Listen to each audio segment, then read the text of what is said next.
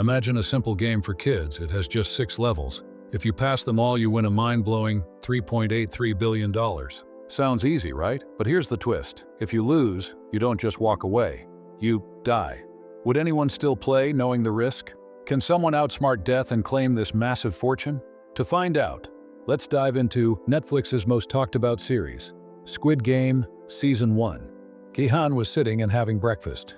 His mother had left some money for him and told him to take his daughter Gayan out for a meal today. It was her birthday, but Gihan was a careless and lazy man. He never did anything properly. That's why his wife had divorced him and married someone else. Now their daughter, Gayan, lived with her mother and stepfather. After his mother left for work, Gihan's eyes fell on her hidden credit card. He hesitated for a moment, but then took it. He quickly went to an ATM and withdrew all the money. Gihan had a gambling addiction. Instead of using the money for his daughter, he went straight to a horse racing track. At first, he lost a lot, but in the end, he won big. The joy of winning filled him with excitement. When he went to exchange his winnings for cash, he even tipped the cashier with some money. Feeling proud, he walked outside while talking to his daughter on the phone. But as soon as he stepped out, he saw a group of men running toward him. They were his debt collectors. Panicking, he turned and ran. As he sprinted through the crowded street, he accidentally bumped into a young girl. "Sorry," he muttered quickly and kept running. He found a restroom and rushed inside, but the debt collectors followed him in. Before he could react, they started beating him. Blood dripped from his nose and mouth. "I have money," he gasped, hoping to calm them.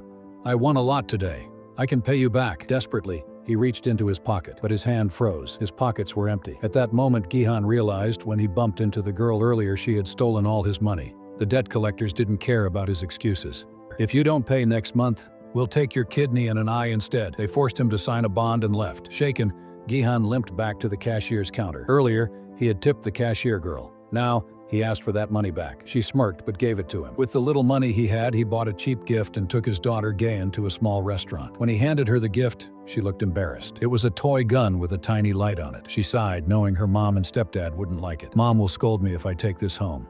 Understanding, Gihan kept the toy gun for himself. "Next year, I'll get you a much better gift," he promised. His daughter started to say something but stopped. Gihan noticed but didn't ask. After dinner, he took her back to her mother's house and said goodbye. On his way home, Gihan reached the metro station and just missed his train. Frustrated, he sat on a bench. Just then, a man approached him. "Want to play a game?" the man asked, holding up a small red card. The game seemed simple. Flip a card on the floor using another card. If Gihan won, he would get 100,000 won cash per round. If he lost, he had to pay 100,000 won per round. The man offered Gihan the first chance to play. Since Gihan had no money, he thought he would try his luck at least once. But luck was not on his side. He lost the first round. Frustrated, he told the man that he had no money to pay. The man smirked and said, "You can pay physically if you want." Then, without warning, he slapped Gihan across the face. "For every 100,000 won you owe, you take a slap." Gihan hesitated for a moment but then agreed. He had no other choice. Round after round he played, and every time he lost, he took another slap. After 12 painful slaps, he finally managed to win a round. The man handed him 100,000 won. Seeing real cash in his hands, Jihan's eyes lit up. As Gihan counted his winnings, the man leaned in and said, "If you're interested, you can make even more money by playing some special games with us." Then he handed Gihan a card. "But spots are very limited," the man added with a mysterious smile. The man told Gihan that if he was interested, he should call the number on the card. But after thinking about it, Gihan decided not to fall into this trap. He went back home instead. When he arrived, he used some of the money to buy groceries for the family. He even handed some cash to his mother. His mother was shocked. "How did a useless boy like you bring home so much money?" she asked, unable to believe it. Then she told him something that shook him to his core. "Gayum's mother and stepfather are taking her to America next year. If you want custody of your daughter, you'll have to prove in court that you can take care of her. That means you need to earn a lot of money. If you can't do that," she continued, "you'll lose her forever." Hearing this, Gihan finally understood. His daughter was slipping away from him. He wanted to say something, but he held back. Instead, he thought to himself, "I have to do something for her now." That night, after thinking for a long time, Gihan finally made the call. He dialed the number on the card he got at the metro station and told them he wanted to participate in the game. After that, all he could do was wait. A little while later, a car arrived. Gihan got in, but before he could ask anything, gas filled the vehicle. His vision blurred, and he lost consciousness. When he woke up, it was already morning. Gihan found himself in a massive dormitory. Around him were hundreds of people, all dressed in the same uniform. He quickly realized he wasn't alone. There were 455 other participants in the room. Each of them had been given a uniform with a number on it.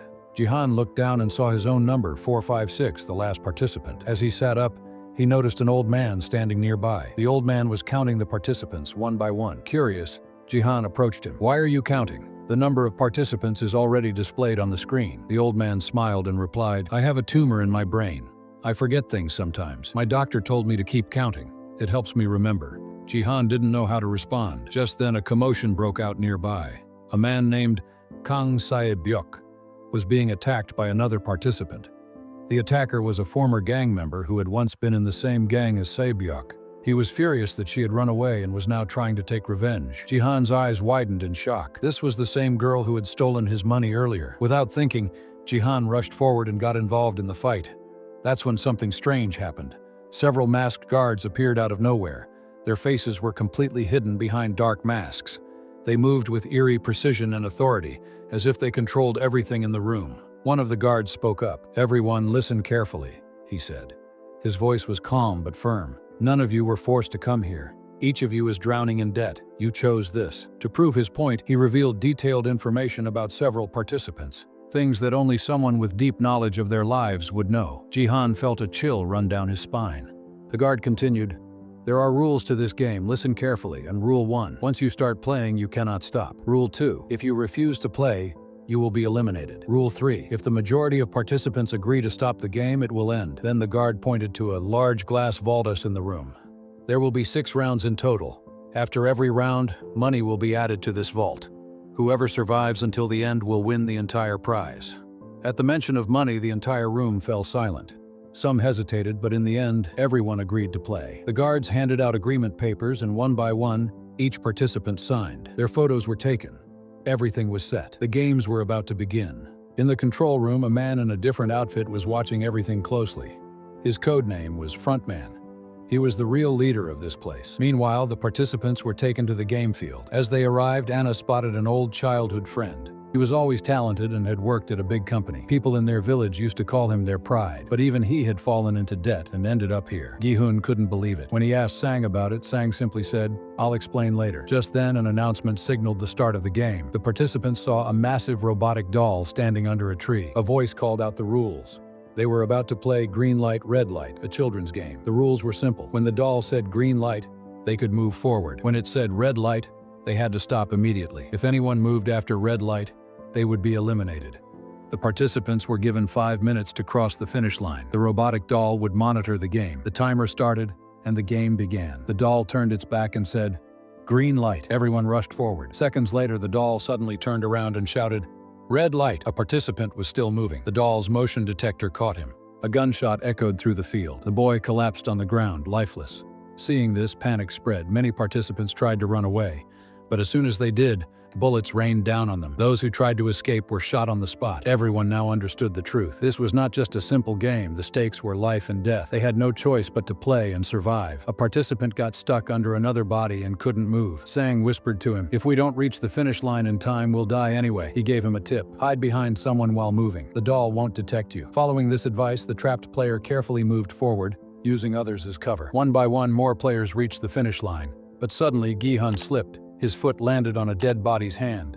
He was about to fall. At that exact moment, the doll turned its head and said, "Red light." If Gi-hun moved even a little, he would die. Luckily, Ali Abdul, a fellow player, grabbed him from behind, holding him still. Time was running out. With just 1 second left on the timer, Gi-hun and Ali sprinted and barely crossed the finish line. But some players were still behind. Without mercy, the system gunned them all down. The first round ended with countless deaths. Those who survived now realized this was just the beginning. However, the guards take the dead players to a secret chamber, where the dead bodies are burned and turned into ashes. Meanwhile, the surviving players sit on the ground, exhausted, hopeless, and terrified. Suddenly, the guards enter and sound an alarm to get everyone's attention. They announce, "Congratulations, you have completed the first round of the game." Then, they show the results. Out of 456 participants, 255 players have been eliminated, which means they are dead. Only 201 players remain to continue to the next round. But after witnessing the brutal reality of the game, no one has the courage to keep playing. Everyone starts begging the guards to let them go. The guards remain calm and say, "We do not force anyone to stay. We only punish those who break the rules." But according to rule number 3 of the game, the majority will decide whether the game continues or stops. So we will take a vote. Before the voting begins, the guards reveal the prize money collected so far. A massive vault opens, and bundles of cash start falling inside. The guards explain, each eliminated player adds 100 million won to the prize. So far, 255 players have died, which means the prize pool now holds 25.5 billion won. Then they add, if you all choose to quit the game, the entire prize money will be given to the families of the deceased players. But if you continue playing, the final winner will take the entire prize, 45.6 billion won. Hearing this, many players feel tempted. The thought of winning such an enormous fortune starts changing their minds. After that, the voting begins. Out of 201 players, 200 people cast their votes. The results are shocking. 100 players vote to continue the game, and 100 players vote to stop. Now, only one vote remains. An old man named Il-nam steps forward. He thinks for a moment, then finally votes to stop the game. Since the majority has chosen to end the game, the guards had officially announced the game's closure. Some players beg to continue playing, but the guards refuse. Rules cannot be broken. However, the guards reveal one important thing. You all will get one last chance to return. If everyone comes back, the game will continue. So after that, all the players were blindfolded and had their hands and feet tied. They were then left in different places. One by one, they all made their way back home. But Gi-hun did something different. Instead of going home, he went straight to the police station. He told the officers everything that had happened, but as expected, no one believed him. To prove his story, Gi-hun gave the Squid Game card to the police and asked them to call the number on it. He was sure that would be enough proof. A police officer dialed the number, but when someone picked up, it was a woman.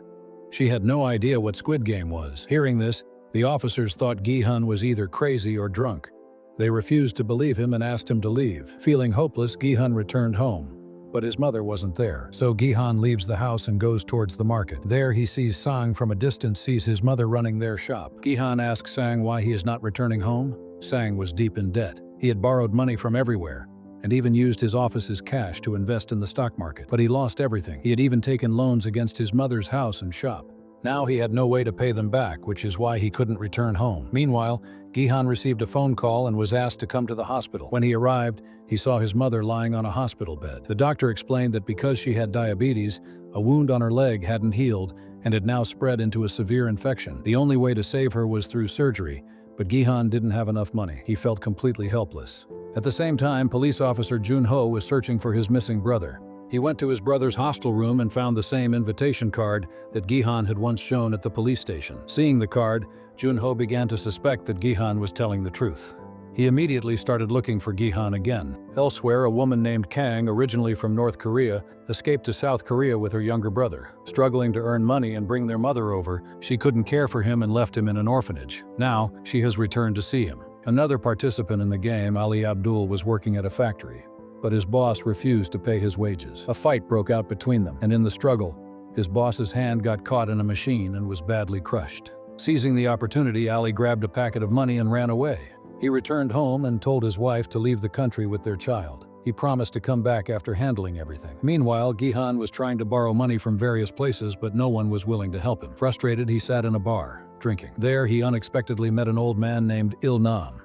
The old man told him that he wanted to return to the game because he didn't have much time left to live and wanted to experience something exciting before dying. However, Gi-hun still wasn't thinking about going back. Out of desperation, he went to his ex-wife, asking for money, but she threw him out. A little while later, her current husband arrived home from work and instead of arguing, gave Gi-hun some money. He told him never to disturb his family again. Gi-hun, enraged, punched the man and threw the money in his face. At that moment, his young daughter came outside and saw everything. Feeling ashamed, Gi-hun lowered his head and walked away. On his way home, he was stopped by Officer Jun-ho, who questioned him about the game. Jun-ho told him that he had found the same invitation card in his missing brother's room and needed his help. But Gi-hun, lost in his own troubles, ignored him and left. When Gi-hun arrived home, he noticed something slipped under his door. It was another Squid Game invitation card.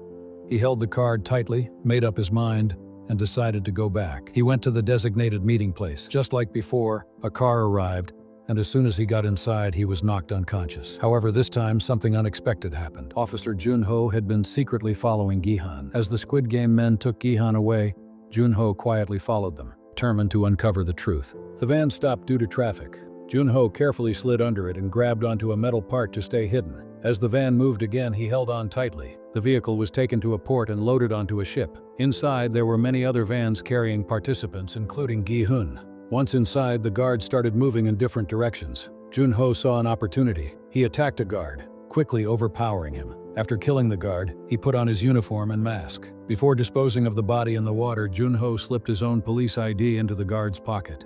Then, he blended in with the other guards. Because of the mask, no one noticed him. Everyone was transported to a remote island. Upon arrival at the Squid Game facility, the guards changed the participants' clothes and gave them uniforms. The players were then taken to a dormitory. The next morning, when the players woke up, they realized that out of 201 participants, only 187 had returned. Soon, they were served a proper meal. That day, there were no tasks or challenges. At night, a woman named Han Minyo desperately wanted to smoke, but personal belongings were strictly forbidden. She had secretly hidden a small container of cigarettes inside her body. To retrieve it, she pretended to need the restroom. The guards refused at first, saying no one was allowed outside. But Minyo insisted, even threatening to relieve herself in the room if they didn't let her go. Left with no choice, the guards finally gave her permission. Seeing this, Kang Saebyuk also asked to use the restroom. The guards allowed them both to go but stood outside the door. Once inside, Kang quickly pulled out a small knife she had secretly hidden. She used it to open a ceiling vent and climbed into the ventilation system. As she moved through the vents, she looked down and saw the kitchen. There, large metal pots were filled with melted sugar. She memorized the scene and returned the same way. Minyo had been distracting the guards, giving Kang enough time. Once Kang returned, they both left the restroom and went back to the dormitory as if nothing had happened. Minyo asked Kang what she had seen. Kang replied that she had seen them melting sugar, but she didn't know why. The next morning, the participants were given breakfast. During the meal, a guard secretly handed a small note to one of the players, a doctor named Byung-gi. The note contained information about the next game. It was unclear why the guards were communicating with him, but the reason would become clear later. After breakfast, the players were told to get ready for the second game. As they walked to the playground, Sang-woo approached Kang. He told her he had overheard her conversation the previous night. He asked what exactly she had seen. If she gave a clear answer, he might be able to predict the next game. Kang repeated that she saw them melting sugar, but she still didn't know why. When they arrived at the playground, they saw different shapes painted on the walls.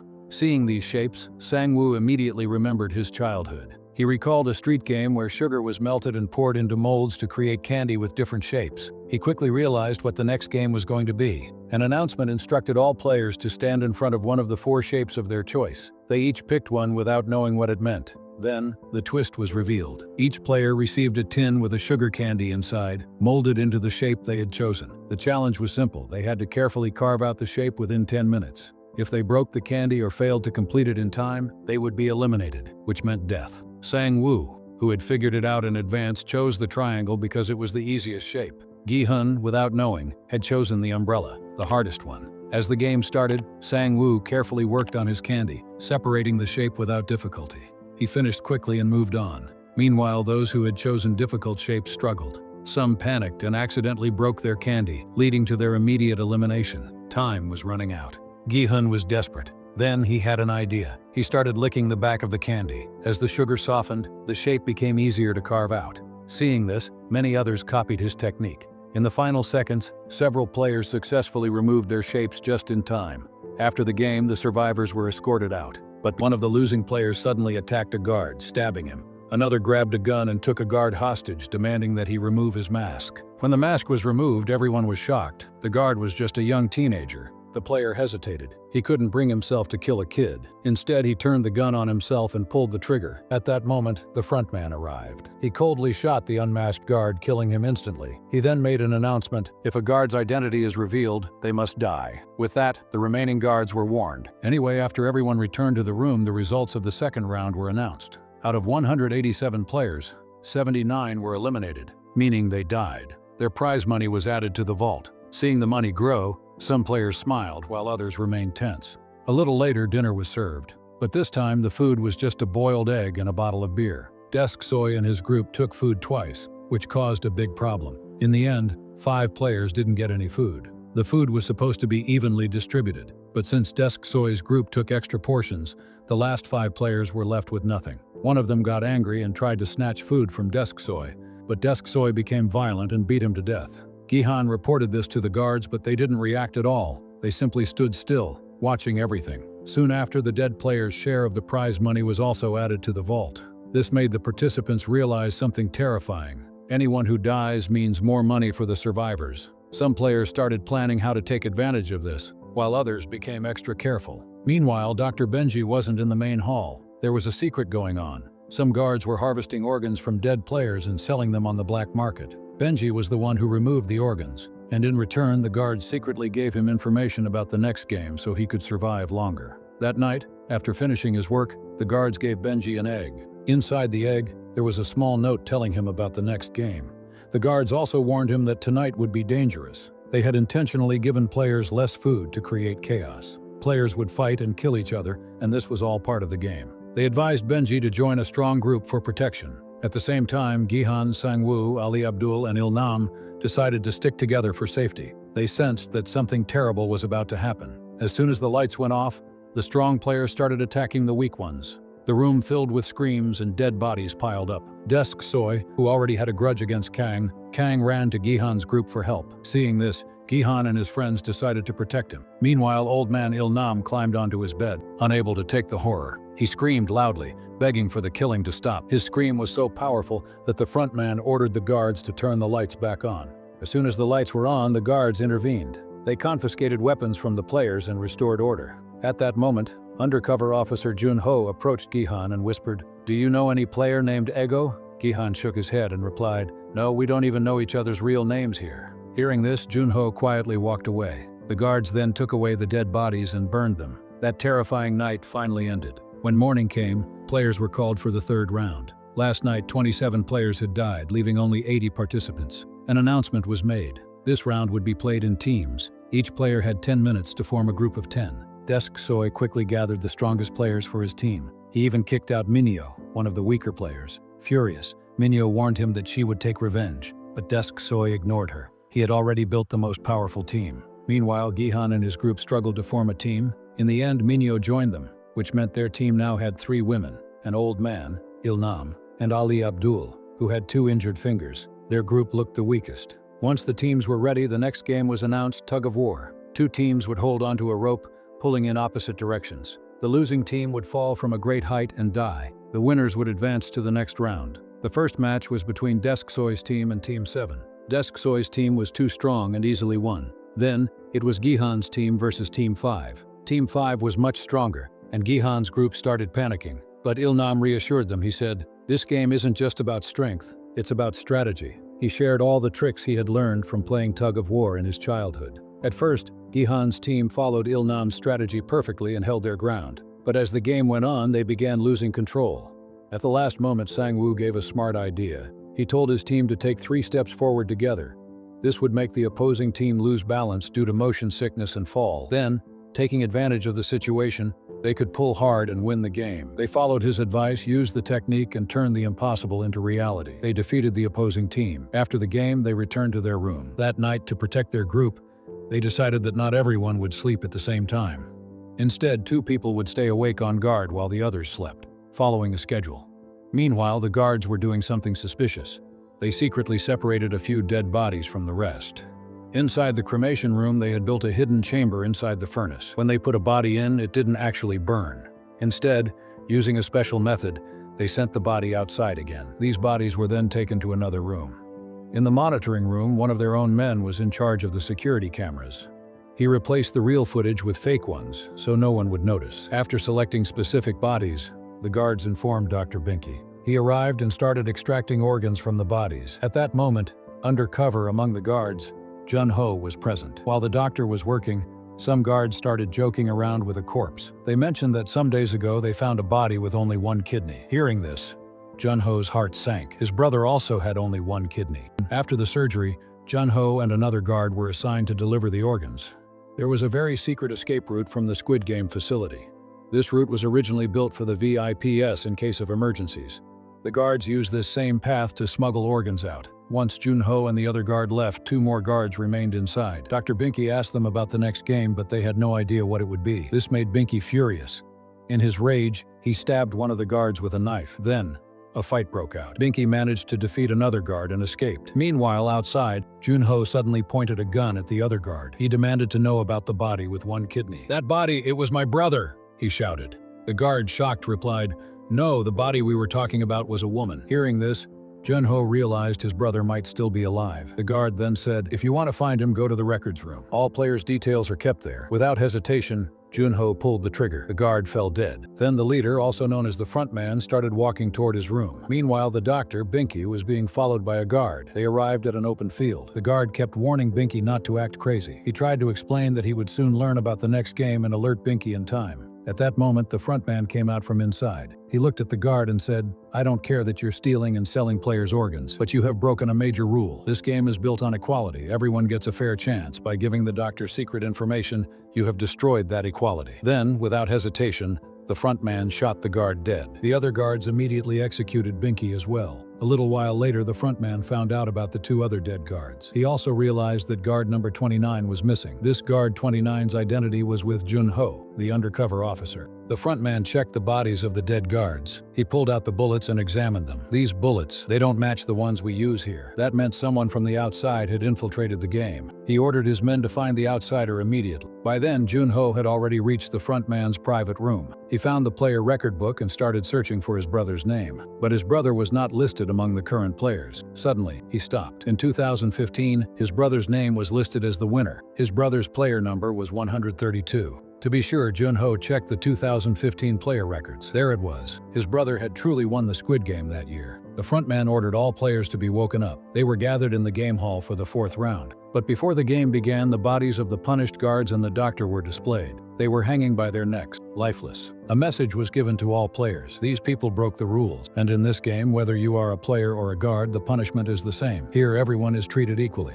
Then the players were taken into the game hall. This time, the players had to form teams of 2. They were given 10 minutes to choose a partner. Most players paired up quickly, but Gi-hun couldn't find a partner. Then, he overheard someone say, "Since Binky is dead, there are now 39 players left. That means one person won't get a partner. They'll probably be killed before the game even starts." Hearing this, Gi-hun's eyes fell on the old man, Il-nam. No one wanted him as a partner. He was weak and just sat in a corner alone. Gi-hun felt bad, so he walked over and chose Il-nam as his partner. When time ran out, it was revealed that Minyo was the only player left without a partner. The guards took her away. No one knew what would happen to her. For now, all focus shifted back to the game. Each player was given a small bag containing 10 marbles. Then, an announcement was made. You and your partner must now play a marble game. The one who takes all 10 marbles from their partner will win. Hearing this, everyone was shocked. Nobody had guessed this would happen when choosing a partner. Most players had teamed up with their closest friends or loved ones. One couple, a husband and wife, looked at each other helplessly. One of them had to die, but there was no choice now. The game had to continue. They were given 30 minutes. Il-nam had a brain tumor and suffered from dementia. He kept forgetting what was happening. He mumbled, "I want to go home, I want to go home." Gi-hun got frustrated. He tried to explain the game, but Il-nam couldn't focus. Slowly, Gi-hun started panicking. Sang-woo had partnered with Ali Abdul. At first, Ali was doing well. He had already won 9 marbles from Sang-woo. But then, Sang-woo tricked him. He told Ali, "There's a way for both of us to survive." He explained that if some teams didn't finish their game in time, they might have to replay it. If that happens, Sang-woo said, "We should work together and defeat the weaker teams." Ali hesitated. He wanted to trust Sang-woo. After all, Sang-woo had helped him before. But then Sang-woo secretly switched their marble bags. Ali didn't notice. Inside the bag, instead of marbles, Sang-woo had put small stones. They felt the same weight, so Ali didn't realize he had been tricked. Sang-woo had stolen all of Ali's marbles. Ali lost. The guards took him away and shot him. Kang Se-byuk had partnered with Ji-young, a quiet and mysterious girl. But instead of playing, they spent their time talking. Ji-young asked Se-byuk about her family. Se-byuk explained, "My father was shot while crossing the border. My mother was caught and sent back. Now it's just me and my little brother." She had left her brother in an orphanage. Her only dream was to bring her mother back and reunite her family. The game continued. More players would fall. After that, Kang asked Jong about his family. Jong sighed and said, "One day when I came home from school, I saw my mother lying dead on the floor. My father was standing beside her holding a knife. That day, Jiang killed his father and was sent to prison. After getting out, he came here, because now he had no reason left to live." As they talked, time was running out, so they decided to play. During the game, Jiang purposely lost, letting Kang win. Then he told Kang, "You still have things to do. People are waiting for you, but for me, there's no one. Who am I even living for?" Right after that, a guard shot Jiang and killed him. On the other side, after a lot of convincing, Gi-hun made Il-nam play. As the game went on, Il-nam was losing. When Gi-hun went to submit his marbles, he suddenly noticed Il-nam still had 1 marble hidden in his hand. Gi-hun ran back. "You still have a chance. The game isn't over yet," he told Il-nam. Il-nam smiled and said, "I'll play again, but only if you bet all your marbles against this 1 marble." Gi-hun got angry. "Why would I bet everything for just 1 marble? Do I look stupid?" Il-nam calmly replied, "On, but it was fair when you tricked me and took all my marbles, right?" Gi-hun froze in shock. Il-nam had been testing him all along. He wasn't as lost as he seemed. Feeling ashamed, Gi-hun lowered his head. Il-nam gently placed his last marble in Gi-hun's hand, then hugged him. "Thank you for everything," he whispered. Gi-hun, filled with guilt and regret, walked away, crying.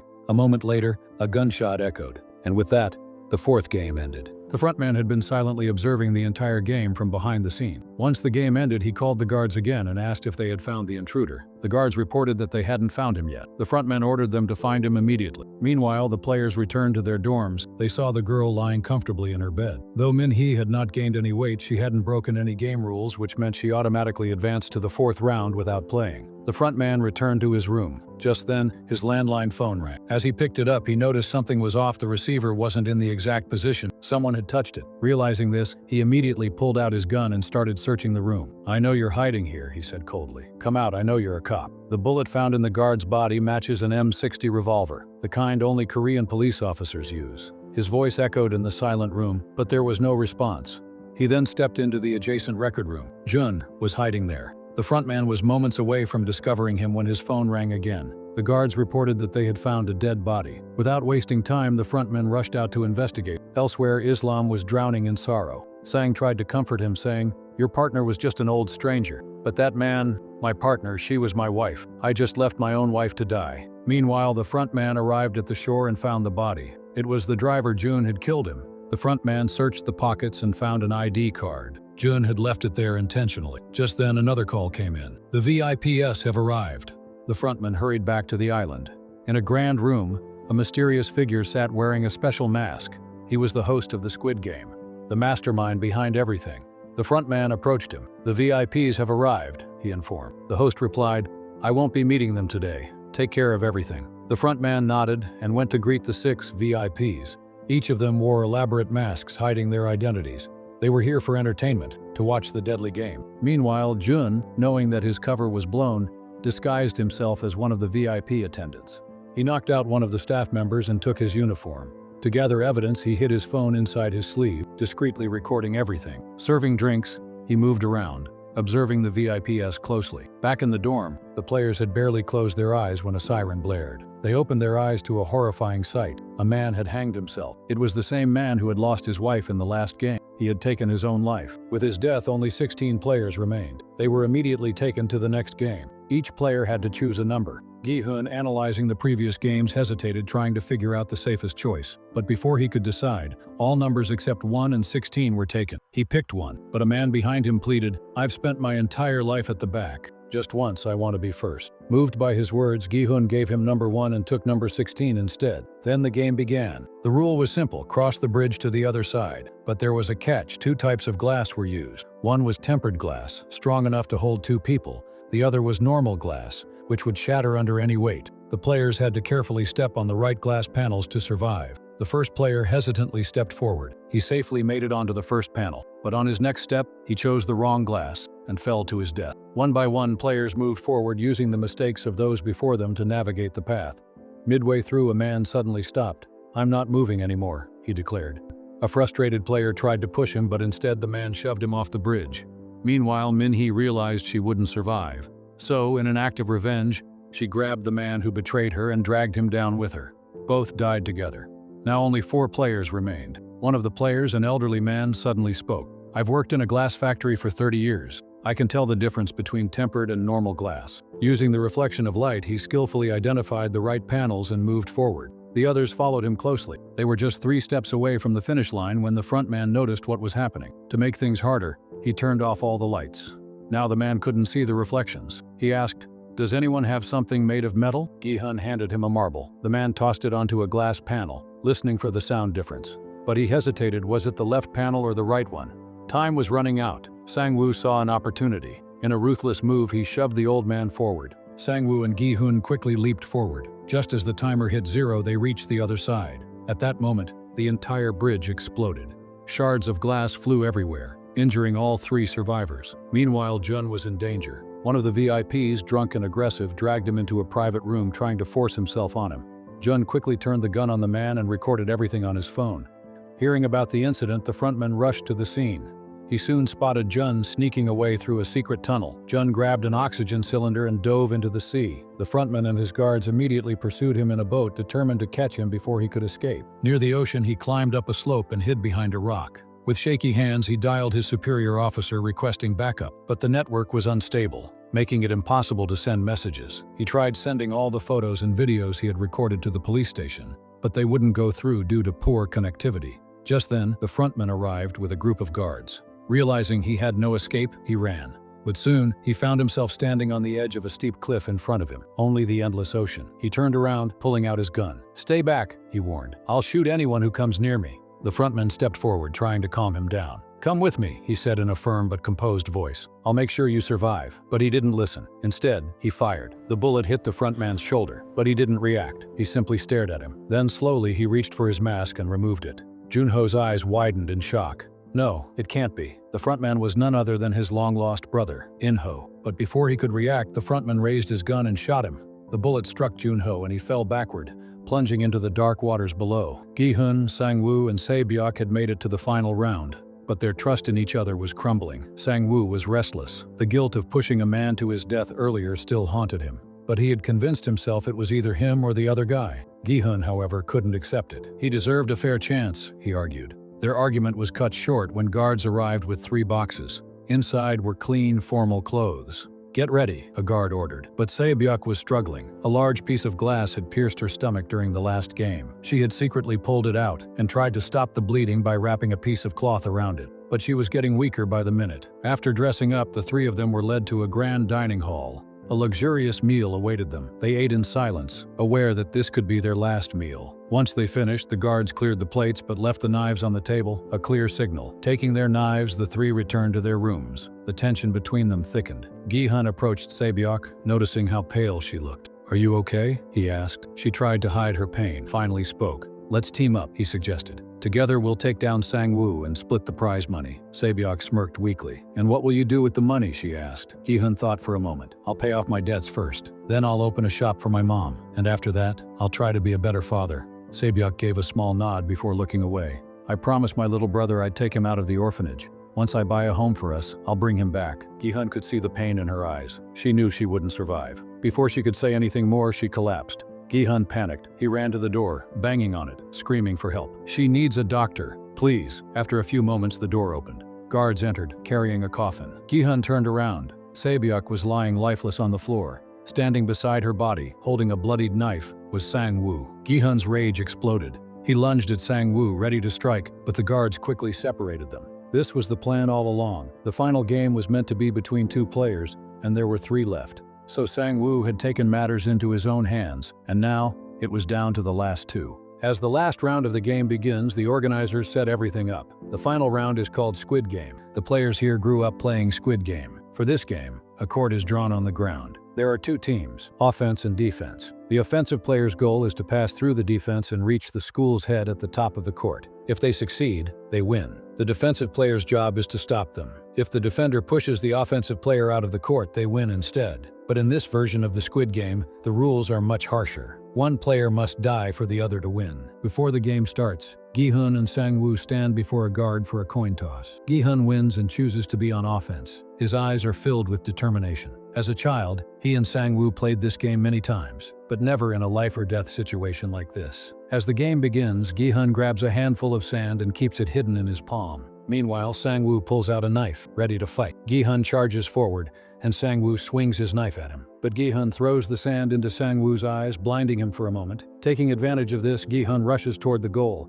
However, it suddenly starts raining, and the water washes the sand from Sang-woo's eyes. Now, both of them pull out their knives and a brutal fight breaks out. Sang-woo slashes Gi-hun multiple times, injuring him badly. At one point, Sang-woo almost overpowers Gi-hun, pinning him down. But Gi-hun bites Sang-woo's leg, weakening him and pushing him away. Now Gi-hun gets the upper hand. He beats Sang-woo mercilessly until Sang-woo can no longer defend himself. Gi-hun now has the perfect chance to kill Sang-woo and win the game. But instead of delivering the final blow, he drops his knife and walks toward the goal. The VIP spectators watch in shock. Just as Gi-hun is about to win, he suddenly stops and turns back toward Sang-woo. Gi-hun tells Sang-woo that they can still walk away alive. According to the game's rules, if the majority of players vote to end the game will stop. If they do this, however, they will leave empty-handed, with no prize money. Even after everything, Gi-hun values their friendship more than the money. He offers his hand to Sang-woo, asking him to end the game together and go home. But Sang-woo refuses. Sang-woo picks up the knife and stabs himself in the neck. As he lies dying, he whispers to Gi-hun, telling him to take care of his mother. Gi-hun, heartbroken, holds his friend's lifeless body and cries.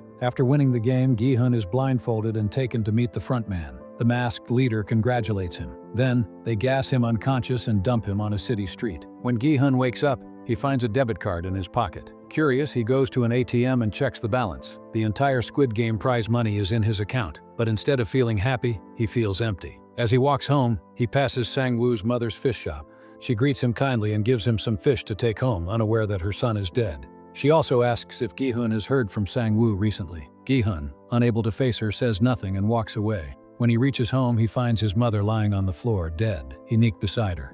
One day, a bank manager calls Gi-hun. Since he hasn't used any of his money, the bank offers him a better investment plan. But Gi-hun has no interest in the money. Instead, he borrows 10,000 won from the manager. With it, he buys a bottle of beer and sits by the river drinking alone. A flower seller approaches him, asking him to buy a flower. If she can't sell them today, she will have to throw them away tomorrow. Feeling pity, Gi-hun gives her some money. She thanks him and leaves behind a single flower. As Gi-hun looks at the flower, he notices a Squid Game card attached to it. There's an address written on it, inviting him to go there. Following the address, Gi-hun arrives at a tall building. Inside, he finds a hospital bed. Lying there, still alive, is the old man, Il-nam, the very same player who was supposed to have died in the fourth game. But then, how was he still alive? Gi-hun immediately realized Il-nam was the real mastermind behind the game. Gi-hun asked, "Why did you do this, Il-nam?" Il-nam sighed and replied, "I had a lot of money, but my life was empty. There was no joy, no excitement. I used to tell my colleagues the same thing, that our lives lacked true entertainment. So, I decided to create something, a game that would give people thrill and purpose.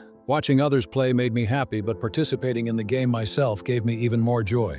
It reminded me of my childhood, when I could actually feel alive." Gi-hun then asked, "Why did you want to meet me?"